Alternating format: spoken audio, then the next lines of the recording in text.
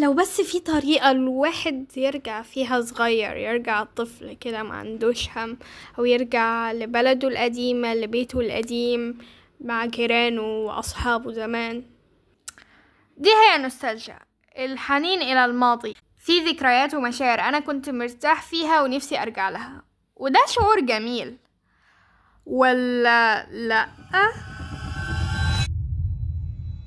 طيب كلنا عايزين نرجع اطفال، بس عايزين نرجع للاطفال اللي بيلعبوا، مش لكونك طفل قاعد محبوس ما عندكش حرية مالية، ما عندكش حرية.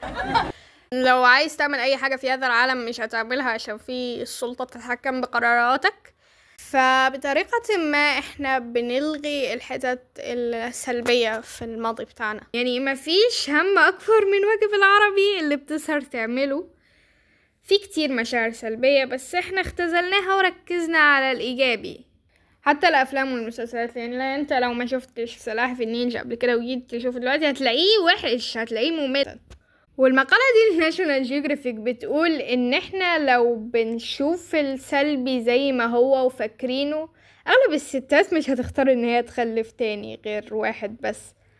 وللأسف أغلب الناس في الحاضر بيكبروا السلبي وبيصغروا الإيجابي. عشان كده عملنا مقابلة مع ناس عشوائية أكتر، ناس جديدة الحمد لله عشان نعرف ايه رأيهم عن النوستالجيا. هل بتحسي بالحنين للماضي؟ أكيد أكيد طبعا. يعني شايفة ان الماضي أحسن من دلوقتي؟ بكتير. ثانية، لا مش دي الإجابات اللي المفروض. طيب هل بتحسي انه الجيل اللي فات أحسن من الجيل ده؟ لا، مش بالظبط. يعني انا بحن للماضي، للايام والدتي كانت عايشه، ووالدي واخواتي، ولمتنا كلنا في البيت، احنا 7 ما شاء الله غير ابونا وامنا، فكان ليه ذكريات كويسه جدا. لكن هل الجيل الماضي احسن من الجيل ده؟ لا، ما انا ما اقدرش احكم. الجيل الماضي كان فيه مميزات، وكان فيه اجتماع للأسرة، وطبعا ما فيش موبايلات اللي خلى كل واحد عالم عن التاني، وما ما خلاش إخوة ولا حنين ولا ترابط. هنا الجيل ده جيل الموبايلات، عنده ثقافة عالية ومخه متفتح، لكن منغلق على نفسه. يعني مش مفيش صلة رحم، مفيش تواد وتراحم وعلاقة دافئة في الأسرة وفي المجتمع نفسه. احنا منغلقين على الموبايل. احنا اه. انا مش منغلقة. يعني لو عندك اوبشن ترجعي 20 سنة لورا، هيبقى عندك 5 سنين بس. خلاص. لو عندك اوبشن ترجعي 10 سنين لورا، هل شايفة ان الدنيا اصلا كلها عامة هتبقى احسن؟ 10 سنين؟ لا، قليل 10 سنين. ارجع اكتر. يعني لو رجعت مثلا 26 سنة، ده تاريخ جوازي، الدنيا هتبقى انت عايزة احلى. تتخلصي منها؟ اهلا. اهلا. انا عندي سؤال. جو ahead. هل شايفة النوستالجيا ممكن تبقى حاجة مش حلوة؟ بالنسبة لي أنا بحب النوستالجيا. مش عارفة يعني بحب النوستالجيا، بس يعني nostalgia is a big part of me. أنا ببقى نوستالجيك قوي. بس هل هي ممكن تبقى توكسيك؟ عادي ممكن تبقى توكسيك. يعني لو الواحد بيبقى emotionally attached لكل حاجة في الباست، ومش بي enjoy the moment ولا بي look ahead to the future، هو طول الوقت باصص الباست وبي feel nostalgic about it، ممكن ساعتها يبقى مؤذي. بس أنا حتى ما ده برضو بيحصل لي، انا برضو بحب النوستالجيا، بحسه فيلينج كده graceful كده، اللي هو كده بحس انه it's art. اللي عارفه ممكن هعمل لك metaphor ليها، ان احنا مثلا لما نبص على الباست بتاعت الناس التانية ونبص نقول oh my god that was really awesome وكده، بس احنا we got to experience this in our own lives. اللي هو اللي هو it's so art. مش عارفه اوصفلك ازاي. اوكي، يعني انا فاهمة؟ فهمتك شوية. هو اساسا ده اللي هو فهمتي؟ هنتكلم عنه برضو. انت بتشوفها من فلتر وردي، انه كأنه بتتفرج على فيلم، والفيلم حزين بس عادي ممتع. it's so romanticized كده. انا يعني بحب النوستالجيا عادي. هل دايما الواقع هيبقى أسوأ من الماضي؟ انا يعني I agree with this عشان الديماندز بتاعت الحياة بتزيد أكتر كل ما تكبري، كل ما responsibilities بتزيد، كل ما بيبقى كل حاجة ليها consequences. انتي أي حاجة تعمليها بحسابها يعني. العودة للذكريات دي حاجة جميلة وحلوة. واحد، عشان بترجع بعقلك لوقت كنت فيه مبسوط ومرتاح، فبترجع ليك المشاعر دي، تكون قاعد في أمان الله وتنبسط. 2، عشان نحس بالمعنى، يعني بتفتكر نفسك ومواقفك، فده معناه انك كنت موجود.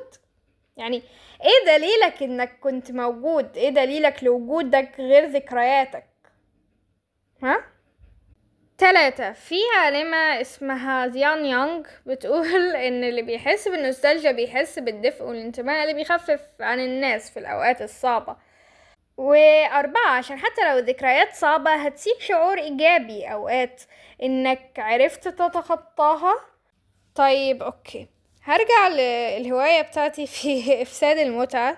مع ان النوستالجيا حاجة جميلة، بس في لحظة ما بتبقى مش حلوة، زي لما تبقى مش قادر تواكب التغييرات وتفضل متمسك باللي فات، او انك طول الوقت فاكر ان زمان كان احسن. نفسيتك، صحتك، تنظيمك، اصحابك، شغلانتك، عاداتك. والحقيقة انه لا، يعني مفيش فترة بتبقى احسن من فترة، او لا طبيعي ما في فترة تبقى احسن من فترة، بس ممكن نوهم نفسنا ان الحاضر اللي احنا عايشين فيه هو احسن سنين عمرنا. عشان ليه لا؟ وسعداني قال في الفيديو ده: انت مثلا ما تقدرش تتحكم في اي حاجه بتحصل حواليك، ماشي، لكن تقدر تتحكم في مشاعرك تجاه اللي بيحصل، ولو نجحت في التحكم الكامل ده في مشاعرك تبقى سيد على نفسك وعلى العالم. او زي ما بيقول احمد سعد في اغنيته الراقيه: رايق لو مين عليا، لو حرب جايه والله. اوكي، انا مش عارفه الصراحه احنا ليه بنقتبس لسعداني، لكن المغزى انك انت اللي بتقرر هل هتحبس نفسك في الماضي ولا هتخلي الحاضر اللي انت عايشه هو احسن حاضر ممكن تعيشه.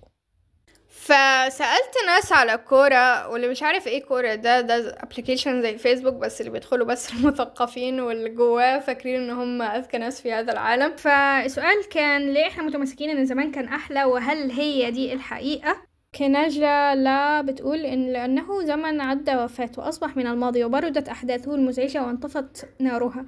حتى أيامنا هذه سوف تجد مستقبلا من يترحم عليه باعتبارها أفضل الأيام وأسعد الأيام وأهنى الأيام. سوف يقولون: فليرحم الله زمن الأصالة الجميل وراحة البال والرخص والعيش والحرية والعدالة الاجتماعية. كان الدولار ب50 جنيه والرغيف العيش ب2 جنيه والبيضة ب6 جنيه وكيلو لحمة ب320 جنيه وأغلى كيلو لحمة ب600 جنيه وكيلو الحليب 40 جنيه وده خلاص. ليس صحيحا، لكن مرارة حاضرنا تجعلنا نستغيث بماضينا المنتسي، برغم أن ماضينا لم يكن أقل من حاضرنا مرارة وقسوة. هذه إحدى الحيل التي يلعبها المخ علينا حين نركز على إيجابيات الماضي أوكي نجلاء الصراحة يعني رد مفحم واستخدامها اللغة العربية فوق أرض الواقع. بيقول: الإنسان كبير السن ينظر للماضي على أنه جميل. أتدرون لماذا؟ لأنه يدري أن ذلك الزمان لن يعود وكل ممنوع مرغوب. لماذا المسنين مثلي لا يحبون الحاضر؟ لأنه صرف نظره إلى غيرهم من الشباب. ولماذا لا يتحدثون عن المستقبل؟ لأنه يذكرهم بالموت والآخرة. آسف جدا على الصراحة، فأنا لا أرتاح إلا عندما أتقلدها. أرض الواقع متعصب شوية. أوكي، تقريبا اللي استفدناه من التعليقات إنه الإنسان محتاج يحمل كرة علشان يبقى مثقف زي الناس دي. وبس كده الفيديو خلص. سمعك يلي بتقول خلص انك زعلان على طول وان السنة كانت وحشة. معقول؟ لا مش معقول، بس ماشي انا معاك. اكيد كان في صعوبات يمكن وكمان ازمات. ازعل وده حقك عادي، ما اقدرش اقولك شيء، لكن حرام عليك انك تفضل حزين. معقول تنسى حاجات جميلة حصلت ليك؟